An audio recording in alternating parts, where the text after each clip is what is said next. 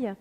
Il reste une dernière question qui concerne le chantier des étangs. Oui, je vais donc la poser.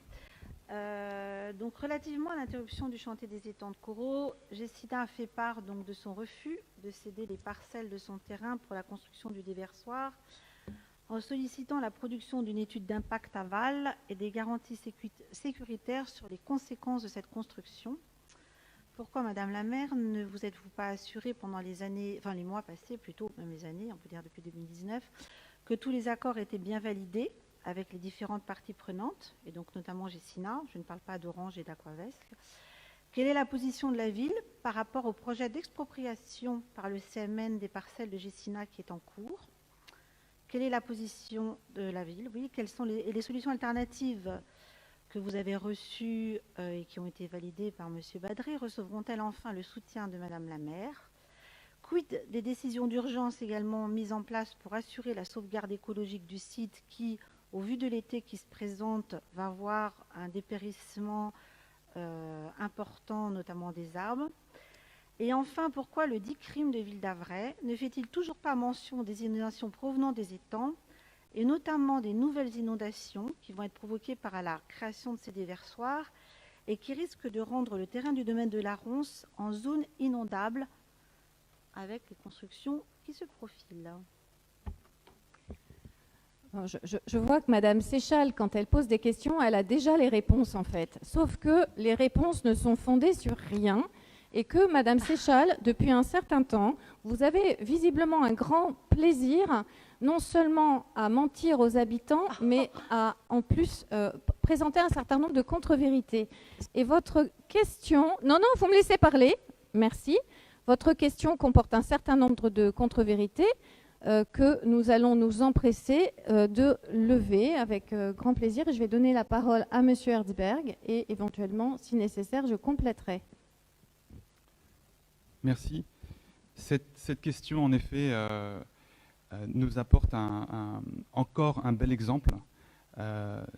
Ces questions, c'est encore un bel exemple de la stratégie de communication systématique adoptée par le groupe minoritaire d'opposition de notre commune, de désinformation, de dramatisation, d'insinuation, avec pour but de simplifier des dossiers complexes, et ce dossier est très complexe, pour aussi polariser les opinions sur ces dossiers, sur ce dossier. Votre question démarre par une affirmation. Gessina a fait part de son refus de céder les parcelles. Faux. Gessina n'a pas fait part, n'a jamais fait part de son refus de céder des parcelles. Je répète, Gessina n'a jamais fait part de son refus de céder des parcelles. Gessina a exprimé des réserves juridiques quant à l'emprise du déversoir sur son terrain par rapport à son propre permis de construire. Vous insinuez que Gessina, dans votre question, remet en cause le bien fondé du projet. C'est faux. Il n'y a aucune remise en question de Gessina du bien fondé du projet de sécurisation du site des étangs, bien au contraire. Votre question, vos questions, amènent à une dramatisation, recherche une dramatisation pour créer un conflit qui n'existe pas entre Gessina et le CMN. Les autorisations n'ont pas été refusées. Il y a un travail qui s'effectue en ce moment même entre le CMN et Gessina. Ce travail prend du temps. Nous espérons tous, et au premier chef Aline de Marcillac, notre maire, que la bonne volonté des uns et des autres permettra de lever les incertitudes juridiques. En marge de ces échanges, une procédure de déclaration d'utilité publique a été lancée pour ne pas perdre de temps au cas où les discussions n'aboutiraient pas. Nous avons œuvré avec force et détermination pour que tout le monde se parle et se mette autour de la table. Tous les accords n'avaient pas été conclus avec les partenaires, Gessina, mais aussi Aquavesque et Orange, impactés du fait de la présence des réseaux sous la digue. Ce choix était largement justifié par les impératifs de sécurité, la plupart des négociations ayant eu lieu après le démarrage du chantier. Rappelons que dans les situations où un où aucun accord n'est trouvé, l'État conserve, au nom de la sécurité publique, la possibilité de décider de manière unilatérale de la mise en œuvre des travaux. Je rappelle aussi que les étangs, et ça c'est très important, sont la propriété de l'État et non de la commune. En l'espèce, la sauvegarde, l'entretien et la valorisation de ce site classé relèvent de l'État. De même que les travaux en cours qui ont donc été conçus et réalisés par le CMN, le Centre des Monuments Nationaux, qui en assure la maîtrise d'ouvrage et en porte la responsabilité pour le compte de l'État et non par la commune et son maire. Alors pourquoi laisser entendre autre chose en ciblant systématiquement le maire? Une tactique si chère à votre stratégie de communication. Faut-il rappeler que le contrôle de légalité est exercé par l'État sur les communes et non le contraire? Il n'est donc pas dévolu au maire de contrôler l'action de l'État.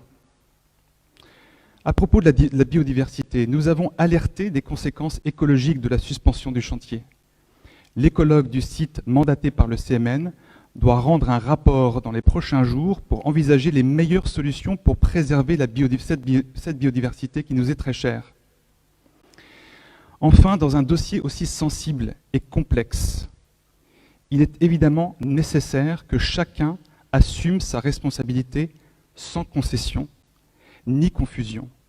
Et surtout, que chacun, y compris les élus de l'opposition, communique avec des informations vérifiées, factuelles et non erronées ou manipulées.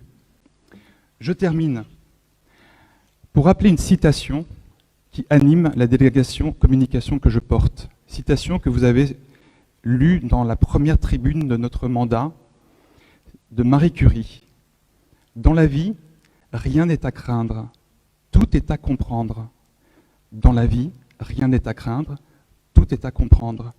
Nous nous efforcerons, sans relâche, de faire comprendre ces dossiers très complexes à tous les habitants, avec tous nos efforts de communication, le Zoom du maire, le journal municipal, la lettre que Madame la maire a boîtée, et tous les rendez-vous que nous aurons sur ce dossier. Merci. Merci, Monsieur Herzberg. Je vais compléter pour vous dire une nouvelle fois la position de la ville dans ce dossier.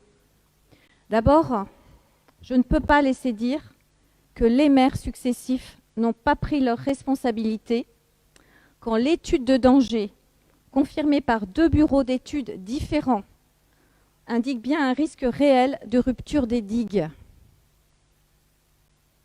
2 bureaux d'études différents se sont succédés et ont mis en évidence l'état d'extrême fragilité des 2 digues des étangs. C'est au contraire, si nous ne nous étions pas mobilisés autour de cette situation, que nous aurions été en faute. Je vous rappelais en introduction, tout à l'heure, en introduction de ce conseil, la multiplication des phénomènes météorologiques exceptionnels en intensité. Cette réalité ne peut pas être prise à la légère. Donc on ne peut pas dire que parce qu'il ne s'est rien passé pendant 300 ans, qu'il ne se passera rien après. Il était donc essentiel pour la sécurité de la population de faire ces travaux. Et aujourd'hui, je suis contente que les 2 digues, au moins, soient consolidées. Vous évoquez dans votre question le DICRIM. Et là, je ne comprends pas bien. Nous l'avons justement actualisé et adopté lors du conseil municipal du 7 octobre 2019. Et sa mise en œuvre a été présentée dans la réunion publique qui a présenté les travaux des étangs. Et ce DICRIM n'élude justement pas le risque d'inondation, puisque justement il l'intègre, contrairement à ce que votre question laisse entendre, selon votre procédé habituel. Il s'agit d'un risque qui a été pris en compte dans le DICRIM avant les travaux. Maintenant, une fois que les travaux vont être terminés, ni les étangs, ni leurs digues, surtout si elles sont dotées d'un trop-plein, donc le déversoir, ne peuvent en elles-mêmes produire de crues. Donc, c'est bien au nom de l'intérêt général que je porte la voix de Ville d'Avray et des habitants dans ce dossier auprès de tous les partenaires. C'est à ce titre que je dialogue avec tous les protagonistes, le CMN, la préfecture, Gecina. Et je pense que vous approuverez, vous ne pouvez pas en tout cas désapprouver les démarches que j'ai menées auprès de l'État, et justement pour que ces travaux puissent être mis en œuvre et pour qu'ils puissent se poursuivre. J'ai donc demandé à l'État et au CMN une remise en eau partielle de l'étang neuf, ce qui pourra être possible après l'achèvement prochain des travaux sur les vannes de fond qui sont actuellement en cours sur la digue aval. Et pour que cette mise en eau puisse se faire, il faudra qu'une fois que les vannes de vidange seront restaurées, que la police de l'eau intervienne et autorise la remise en eau progressive de l'étang. Vous voyez qu'on est sur un terrain administratif. Par ailleurs, je me réjouis que le CMN ait entendu notre demande de réouverture d'un accès entre la ville et la forêt. Et enfin, comme vous l'a dit M. Herzberg, et contrairement à ce que vous laissez entendre, Gecina et les services de l'État et les services juridiques de Gecina sont en train vraiment de chercher une solution juridique de façon à éviter la préemption. Et pour ma part, si vous me demandez mon avis, moi ce que je souhaite, c'est que ces travaux puissent être terminés le plus rapidement possible. Alors, je vais vous dire, Madame Séchal, je suis toujours surprise par le déchaînement de violence, l'emploi de termes comme saccage, massacre, l'instrumentalisation que vous faites de ce dossier, y compris avec des moyens qui sont d'une grande médiocrité. Je me demande toujours dans quelle mesure leurs auteurs, vous, pensez que cela sert la ville et la démocratie locale. Je me bats avec mes collègues pour la restauration de ce site, pour qu'il puisse être ouvert, qu'il puisse être mis en eau. Et je me réjouis que la sécurité des habitants soit désormais assurée. L'étude aval doit être produite prochainement par le CMN. On devrait avoir des éléments prochainement. Et bien entendu, si je demande la remise en eau de l'étang neuf, c'est aussi pour protéger la biodiversité. Donc, nous allons dans le même sens. Nous aimons ce site.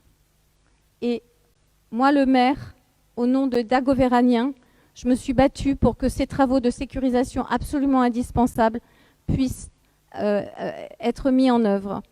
Alors j'ajoute que une question là, à laquelle on n'a pas répondu, qui est l'interpellation que vous faites, l'utilisation que vous faites de mon prédécesseur qui aurait validé une étude alternative. Mais là encore, vous lui faites dire des choses qu'il n'a jamais dites. Et c'est très désagréable, puisque c'est vraiment une position, mais c'est une position de principe. Donc, vous permettez, c'est moi qui parle, d'accord ? C'est moi qui parle.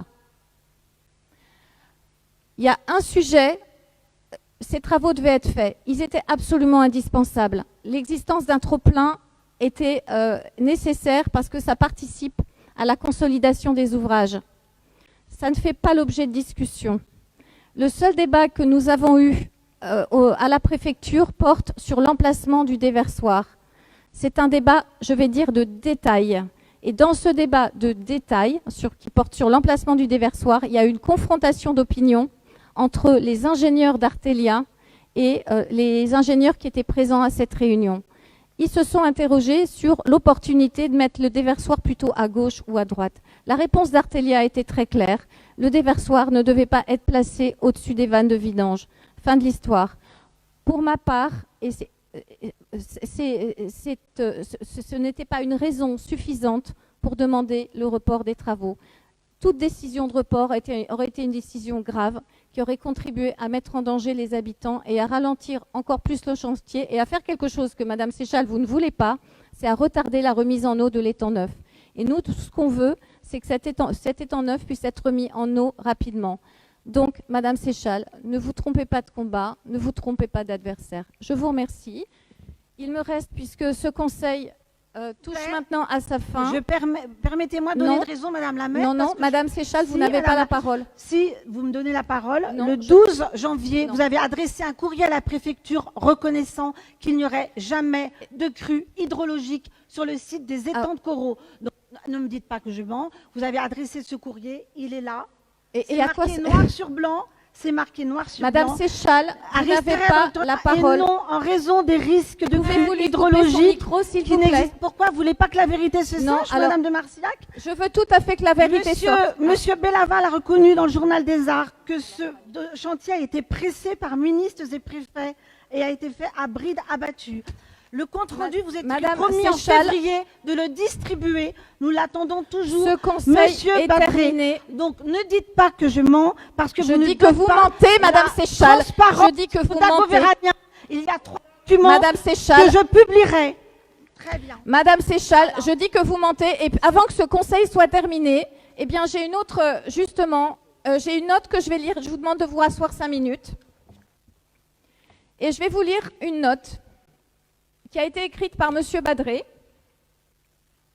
qui propose une nouvelle contribution au dossier des étangs.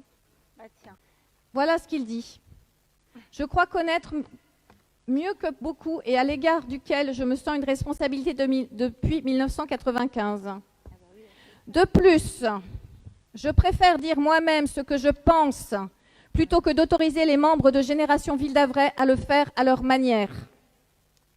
Ce serait tellement mieux si, lorsqu'ils signent des textes, les élus de ce groupe municipal d'opposition restaient dans le vrai. C'est ça que dit M. Badré. Sur chaque point Parce particulier, que son comme sur le document fond qu'il a du écrit est dossier. faux. Vous osez remettre la parole en cause de Michel Baqueta et Xavier Lefebvre, avec qui il a signé le document? Vous osez faire ça? C'est scandaleux. Scandaleux, Madame de Marcillac. Monsieur Badré a fait un compte-rendu que vous êtes engagé à distribuer depuis février. Mais vous l'aurez. Vous ne l'avez toujours pas fait. Ah bah oui, Vous modifié. l'aurez. Oui. Vous l'aurez. Il y a des témoignages, de toute façon. Alors, vous voulez que je lise la note? Voilà. Je la transmets à tout le monde. Cette note sera diffusée à l'ensemble des Et la lettre du conseils 12 janvier municipaux. aussi, vous la Il transmettez n'y à a tout le monde? aucun problème. Pas Il y de a problème. aucun Allez-y, problème. depuis février, il était temps. Voilà. Alors, Madame, voilà. Alors, Madame Séchal, votre grossièreté Il y a pas de grossièreté. n'a absolument pas changé. Je n'ai Je pas du salue tout néanmoins grossière. la courtoisie des autres membres du groupe Et je ne suis d'opposition. pas grossière, Madame la maire. Je vous